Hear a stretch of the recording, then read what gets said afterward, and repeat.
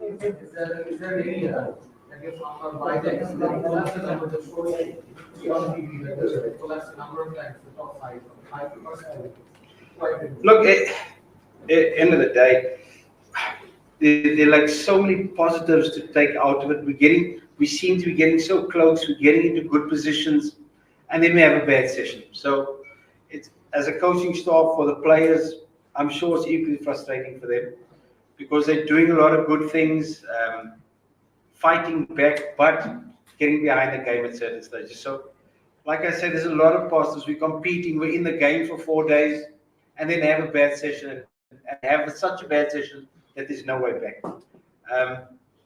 Like I've said, we need to do something differently because it's happened too much over the last period of time. I'm supporting and backing players as much as I possibly can.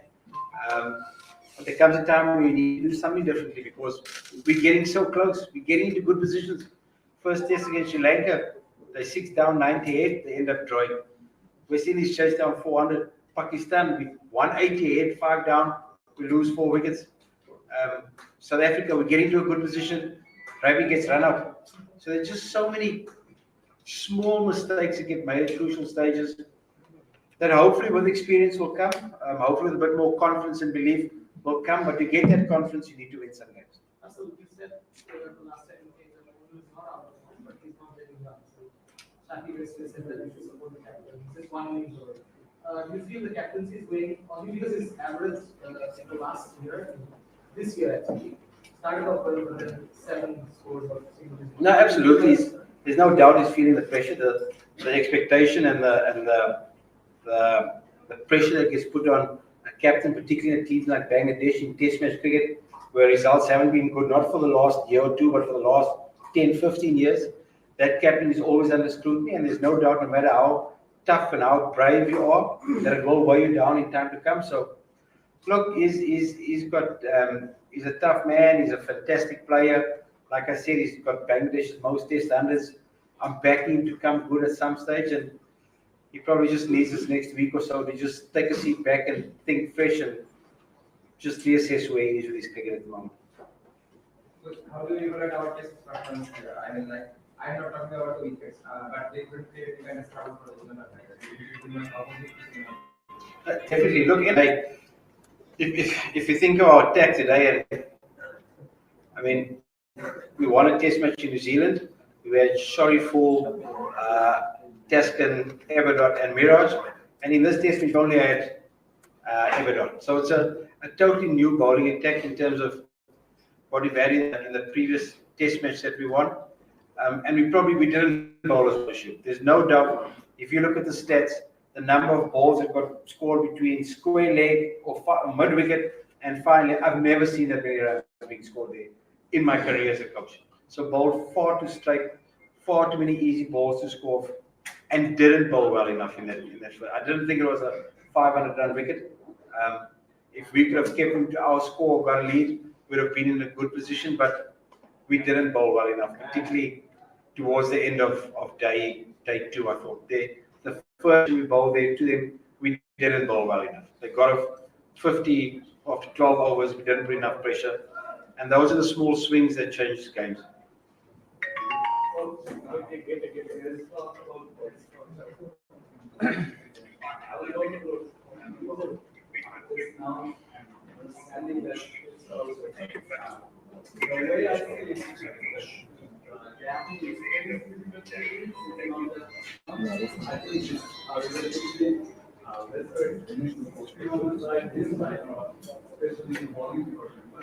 There were some gaps after the culture of getting that knowledge of the situation, understanding it. How do you see this? Yeah, it's a good question, and there's no doubt the test experience might be similar, but I think if you look at some of the younger players have got more first-class cricket than what some of our players have played. So the test match experience is pretty similar, and it's a cultural shift, but that cultural shift will only take place once we start getting some good results. The desire and the want to play test match cricket will only come about when we win a big test series. And before this test series, I challenge you guys. I said, guys, have you ever won a test series against a top tier nation besides Zimbabwe? The answer was no, but never. They've never beaten any of the top sides. And until we do that, and I really thought we had an opportunity in this test match, so I thought the sides matched up evenly.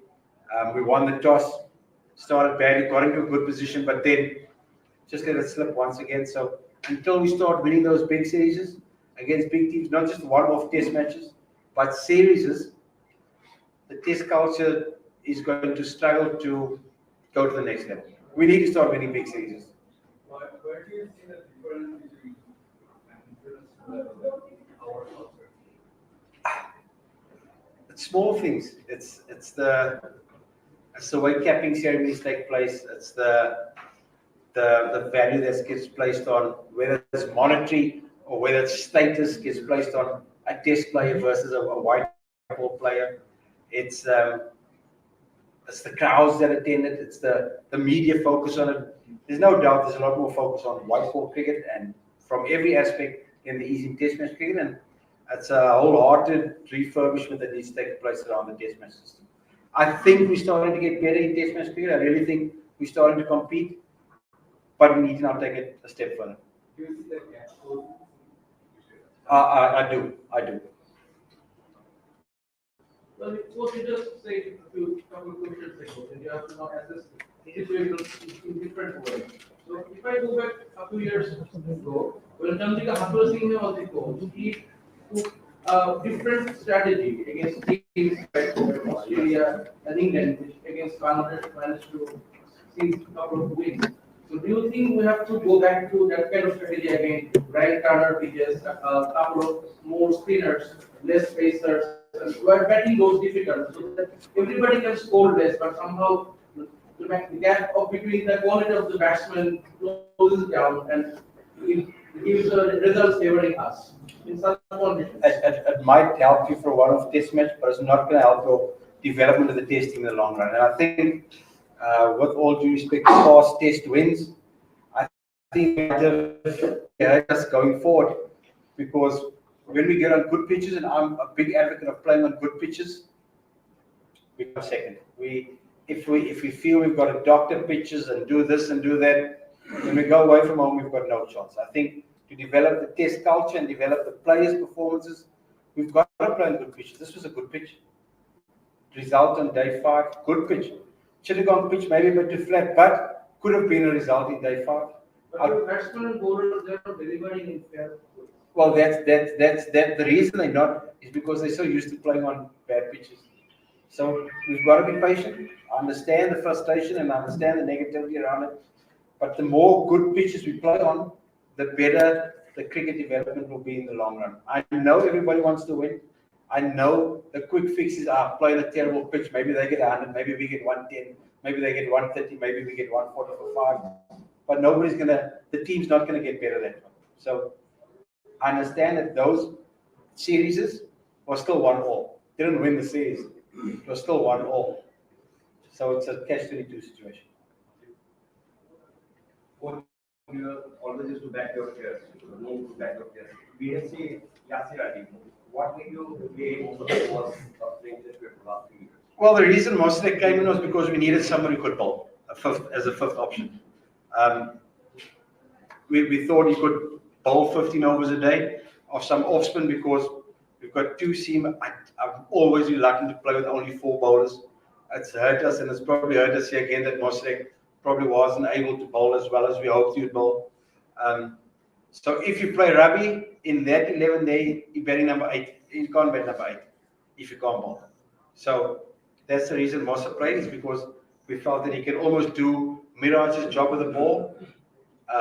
Miraj big loss because he bowls a lot of overs, bowls tight, picks up wickets and bats. So that's the reason. You think that we lack a lot of off spinners because we don't have any off spinners in our side apart from Miraj and that's We've got a lot of one-day spinners. I mean, we even spoke about Mahedi, the T20 spinner. So there's a lot of part-time. They're batsmen who can bowl some part-timers, but at the moment it doesn't seem to be a standout off spinner besides Naeem and Miraj. And once again, not having 5 quality bowlers, I suppose, has hurt us because they should be getting 350, maximum 400 on that pitch today. Why will you not? They bowled 4 overs, but Mohammed was a part-time.